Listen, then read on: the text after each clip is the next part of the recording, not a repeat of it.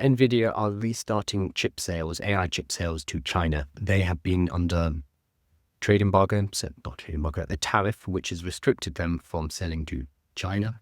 Despite this, Nvidia has become the largest company on earth by market capitalization, the first company ever to hit $4 trillion. And that was without being allowed officially to sell to China. So now the H20 chips can be sold to China as of yesterday. So the US government has assured the firm that it will grant the licenses needed to restart exports to the world's second largest economy, China. The move reverses a ban on sales of Nvidia's H20 chips to Beijing, which was imposed by US President Donald Trump's administration in April. So it's been a few months. And the reason they banned it was concerns that they could be used by the Chinese military. Fair. The chips have been a key focus of export controls aimed at keeping the cutting-edge technology out of Beijing's hands as the AI race between the US and China heats up. So the H20 is fascinating because the H20, not to get too nerdy, is a nerfed version of the H100. So the H100 chip is the biggie in most AI training. You need these chips. There are other ones, but the H100 has become like the workhorse that most AI models have been trained upon. So it's a full power chip that is used, trained OpenAI, Gemini, Claude, etc., etc. If you're excited about these kind of things, it was launched in 2022. It's 80 gigabytes of HBM3 RAM, memory bandwidth is 3.35 terabytes a second, madness, etc., etc. And what you do is you buy these chips. How much is an H100 nowadays? Let me look it up. Not that you can buy them. They're hard to get. Okay, so on eBay, they're going for £27,000, about $35,000 for an H100. So what happens is big AI companies, because these cost a lot of money, they will buy hundreds, if not thousands of these chips. I think Grok's factory was 100,000 of them. How many did it have? So Colossus was the name of the factory. Colossus. How many chips? I'm building this. How old-fashioned. 100,000. Okay, so Colossus started with 100,000 Nvidia 8100s. And then as of June 2025, apparently it has 150,000 of them. And then some additional, even higher ones. So you need a huge amount of these chips in order to train models. This is, by the way, what uses up all the electricity. And this is the main environmental problem with artificial intelligence. Not water, but electricity. So the H100 is the powerhouse. That's what everyone uses. It's too powerful. And the US government said, no, you cannot sell them to China because that's going to allow China to catch up, to overtake us in the AI race. And that puts us in a strategically problematic place. So this was one of the big reasons why DeepSeek, when DeepSeek R1 came out, everyone was like, whoa. It was impressive because they did not have access to the same horsepower, the same amount of chips that the American companies had. They couldn't just buy 100,000 H100 chips like Elon Musk did to very quickly build up an artificial intelligence model. So when they came out with DeepSeek, everyone was like, this is really impressive. I don't know how you've done this. That was old news though. So what Nvidia did was they created something called the H20, which is a China compliant chip. They basically stripped it down and nerfed the H100 and created something that was less powerful. And they did this in negotiation with the American government, basically, to decide what is allowed. And they wanted to go to the limit of power, so the Chinese brought to buy it, without offending the Americans. Very complicated, but that's the importance of this technology right now, is it's globally strategic, important technology. And we just saw, as I mentioned earlier, the Department of Defense is investing $800 million into AI technology as well. So there's a huge strategic importance to being ahead in AI.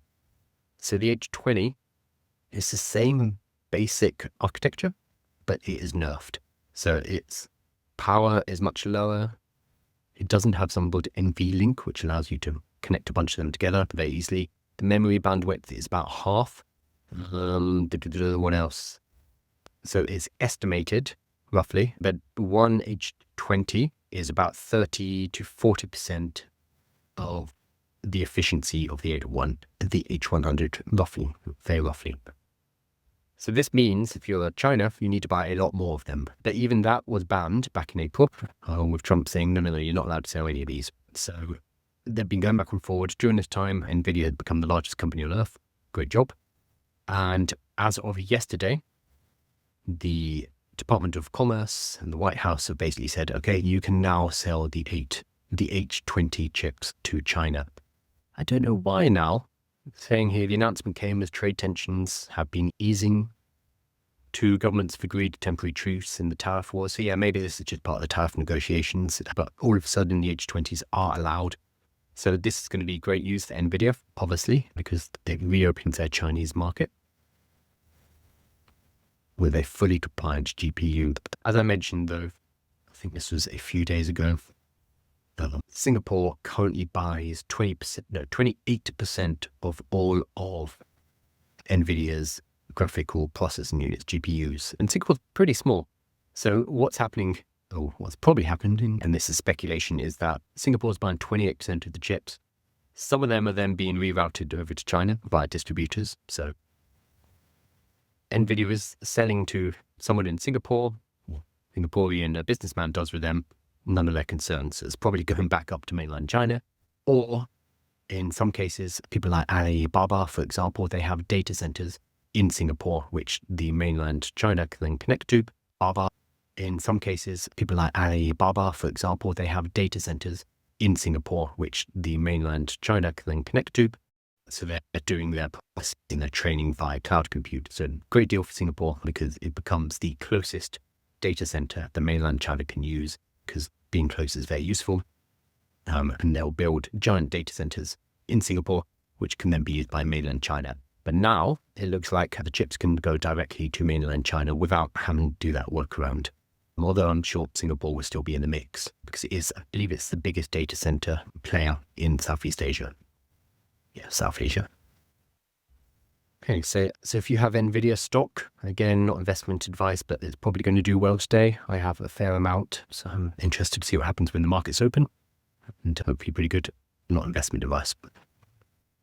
Okay, 28%. Yeah, X is saying 28%, 100% China is involved, and Nvidia probably knows too.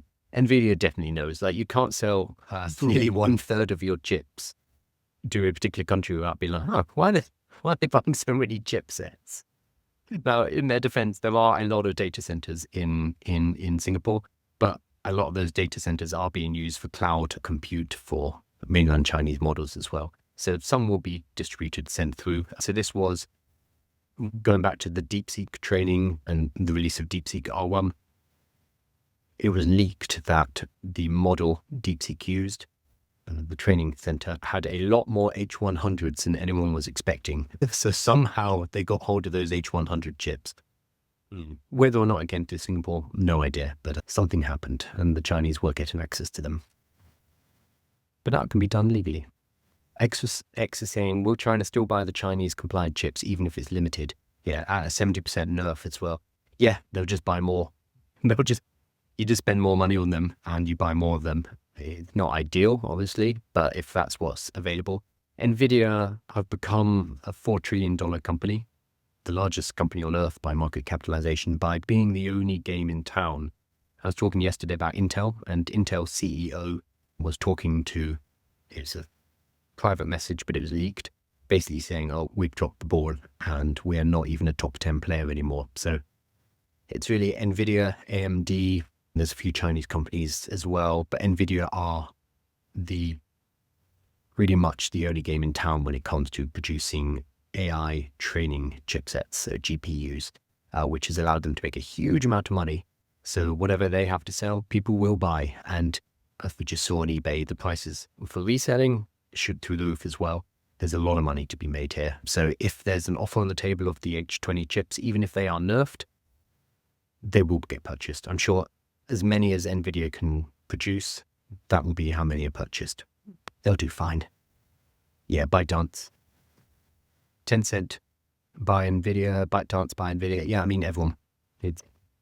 If you want to train an AI model, you buy Nvidia, the only one. And it's going to take other companies a long time to catch up because Nvidia, when it started, I'm old, so I remember Nvidia from graphics cards. So buying like the GeForce 256, I think it was called, which was one of their first graphics cards for 3D games processing. Nvidia had been doing this stuff for years.